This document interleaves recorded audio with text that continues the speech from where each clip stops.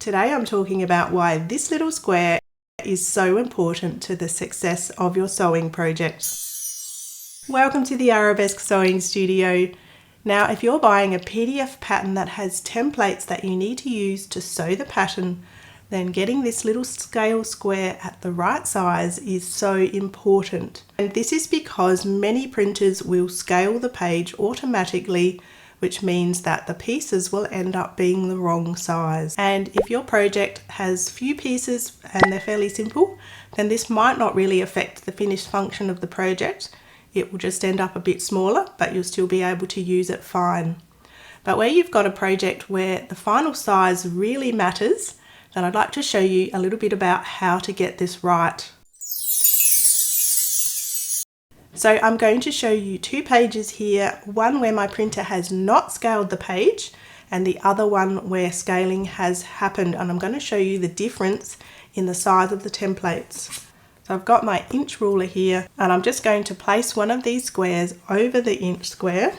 If I zoom in here, that when this is the correct size, that none of the sides of that square are showing under the ruler. And you can see that when I measure the other page where scaling has occurred, this little scale square is quite a bit smaller, and this is about 5% smaller. So you might be thinking, well, how much is that really going to affect the size of the templates?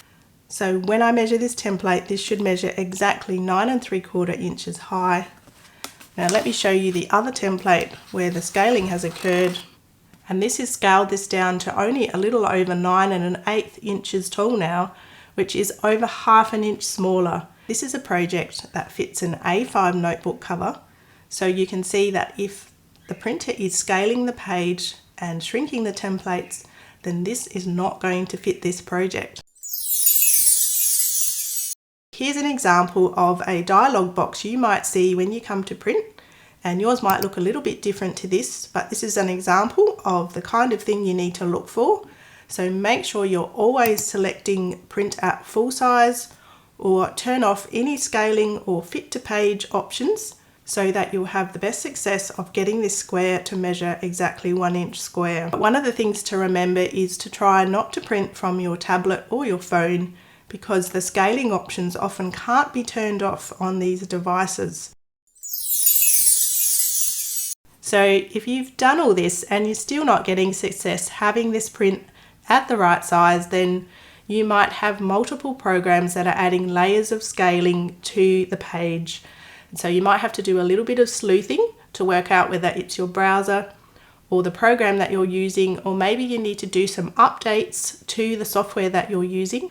And the final step that you might need to try is printing at larger than 100%. So you might need to print at 103 or 105% and just play around with this one page until you get the final measurements that you need. This is not always a simple issue, but usually once you've worked it all out, you can keep it fixed and have great success printing the next time. So I hope this video has been useful. If you've been frustrated in working out how to get that scale square to print at the right size.